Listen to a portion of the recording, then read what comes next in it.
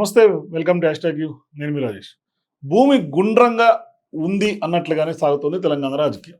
ఎందుకంటే ఇవాళ operation ఆకర్ష్తో Congress వలకు చిక్కినటువంటి BRS party ఎమ్మెల్యేలు మళ్ళీ సొంత గూటికి చేరుతుండడంతో ఆకర్ష్ కాస్త వికర్ష్గా మారుతోందనే చర్చ ప్రజల్లో విస్తృతంగా జరుగుతుంది.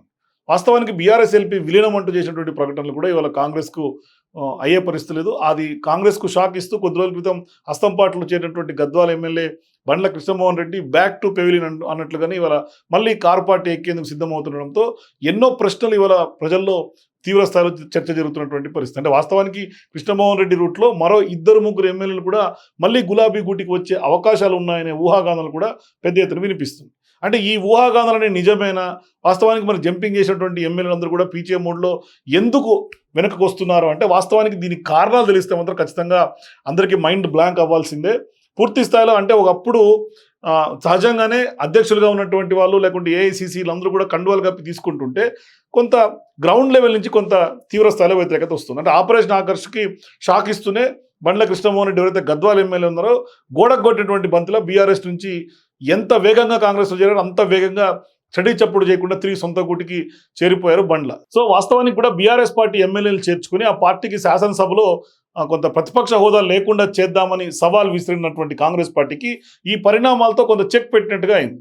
అంటే ఇదే సమయంలో అధికార కాంగ్రెస్లో కూడా చేరినటువంటి ఎమ్మెల్యేగా కొంత బండ్ల మళ్ళీ వెనక్కి తిరిగి రావడానికి కారణం ఏమై ఉంటుందనే చర్చ విస్తృతంగా రాజకీయాల్లో ఇవాళ హాట్ టాపిక్గా మారింది. సో ఇప్పుడు బీఆర్ఎస్ నుంచి కాంగ్రెస్లో మొత్తం 10 మంది ఎమ్మెల్యేలు జంప్ చేయగా బండ్ల కృష్ణమోహన్ రెడ్డి తోవలో మరికొంతమంది అంటే 3-4 ఎమ్మెల్యేలు కూడా ఇదే దారిలో సొంత గూటికి వచ్చే అవకాశాలు ఉన్నాయనే చర్చ కూడా విస్తృతంగా సాగుతోంది. ఒక రకంగా బీఆర్ఎస్ పార్టీ నుంచి కూడా ఆ దిశగా లీకులు కూడా వస్తున్నాయి. సో ఈ నెల 24న ప్రారంభమైనటువంటి అసెంబ్లీ సమావేశాల నాటికి కాంగ్రెస్లో బీఆర్ఎస్ పార్టీ ఎల్పీ విలీనం చేసుకోవాలనే దిశగానే ఆ పార్టీ పావులు కదిపింది. అయితే కాంగ్రెస్ అగ్రనాయకత్వం ఆదేశించినటువంటి స్థాయిలో ఎక్కువ మంది ఎమ్మెల్యేలను కూడా ఆకర్షించలేకపోయింది కాంగ్రెస్ పార్టీ. వాస్తవానికి కూడా అంటే 26 మంది ఎమ్మెల్యేలు పూర్తిగా రావాల్సినటువంటి అవసరం ఉండే, కానీ అలా జరగలేదు. సో ఇప్పుడు బీఆర్ఎస్కి మొత్తం 30 మంది ఎమ్మెల్యేలు ఉంటే దఫాలుగా 10 మంది కాంగ్రెస్లో చేర్చుకున్నారు. బీఆర్ఎస్ నుంచి ఎలాగైనా 26 మందిని లాగేసి ప్రతిపక్ష హోదా లేకుండా చేయడంతో పాటుగా బీఆర్ఎస్ ఎల్పీ విలీనమైనట్లుగా ప్రకటించాలని అడుగులు వేసింది కాంగ్రెస్. కానీ వాస్తవానికి తానొకటి తలిస్తే దైవం మరొకట్లా తలిచినట్టుగా కాంగ్రెస్ పార్టీ రాష్ట్ర నాయకత్వం చేరికలను ప్రోత్సహించిన నియోజకవర్గాల్లో స్థానిక కాంగ్రెస్ క్యాడర్ సహకరించకపోవడంతో జంపింగ్ ఎమ్మెల్యేలందరికీ కూడా ఇవాళ ఝలక్ ఇచ్చేలా కూడా క్యాడర్ కొంత వ్యతిరేకించింది. దాంతో ఇవాళ ఎమ్మెల్యేలందరూ కూడా కొంత పునరాలోచనలో పడి ఇవాళ సొంత గుటికి చేరుతున్నటువంటి పరిస్థితులు కనిపిస్తుంది.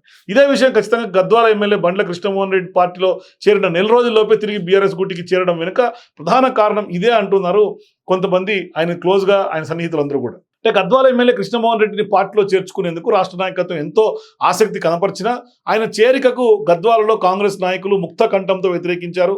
తొలుత విభేదించిన తర్వాత సర్దుకుంటారనే ఉద్దేశంతో కాంగ్రెస్ పెద్దలు ఎమ్మెల్యేని చేర్చుకున్నా స్థానిక నేతలు మాత్రం ఎమ్మెల్యేతో చేతులు కలిపేందుకు నిరాకరించారని కూడా ఖచ్చితంగా స్థానికంగా ఉన్నటువంటి టాక్గా తెలుస్తోంది. మరోవైపు ముఖ్యంగా గత ఎన్నికల్లో ఎమ్మెల్యే బండ్ల ప్రత్యర్థిగా పోటీ చేసినటువంటి కాంగ్రెస్ పార్టీ నాయకులు కాంగ్రెస్ పార్టీ అభ్యర్థిగా ఉన్నటువంటి సరితా తిరుపతయ్య వర్గం ఎమ్మెల్యేతో సయోధ్యకు ముందుకు రాకపోవడంతో ఖచ్చితంగా ఇవాళ వెనుదిరిగారు బండ్ల అని చెప్పుకోవాలి. గతంలో కూడా ఈ ఇద్దరు ఒకే పార్టీలో ఉన్నటువంటి వాళ్ళే. అప్పుడు కూడా ఇద్దరి మధ్య విభేదాలు తారాస్థాయిలో ఉండటంతో సరిత కాంగ్రెస్లో చేరి ఎమ్మెల్యే అభ్యర్థిగా పోటీ చేశారు.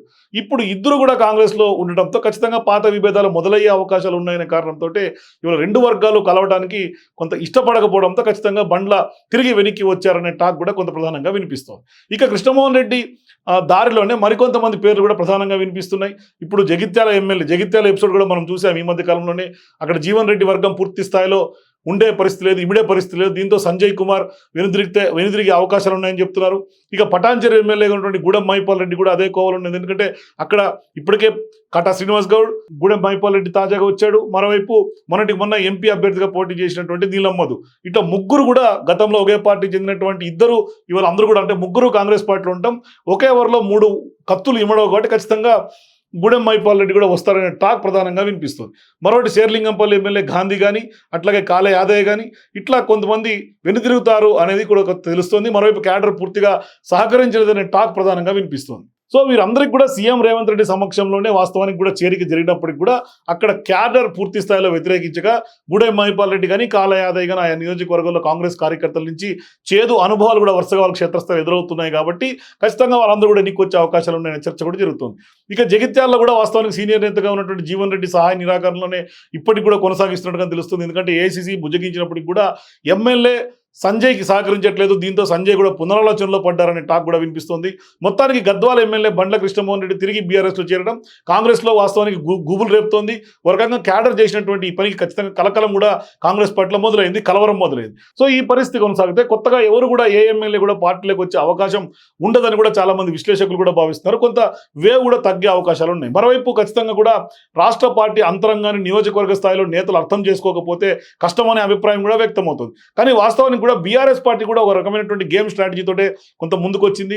ఇక్కడ ఇంకొక స్ట్రాటజీ కూడా ఎక్స్పెక్ట్ చేయొచ్చు. బీఆర్ఎస్ పార్టీ నుంచి కావాలనే ఒకరిద్దరు ఎమ్మెల్యేలను పంపించి కొద్ది రోజుల అనంతరం వాళ్ళని మరొకసారి తిరిగి తీసుకుంటే ఖచ్చితంగా ఆ చేరికలకు బ్రేక్ వేసే అంశాన్ని కూడా కొంత స్పష్టంగా ఈ విధమైనటువంటి స్ట్రాటజీ కూడా ఉంది అని అనుకోవచ్చు.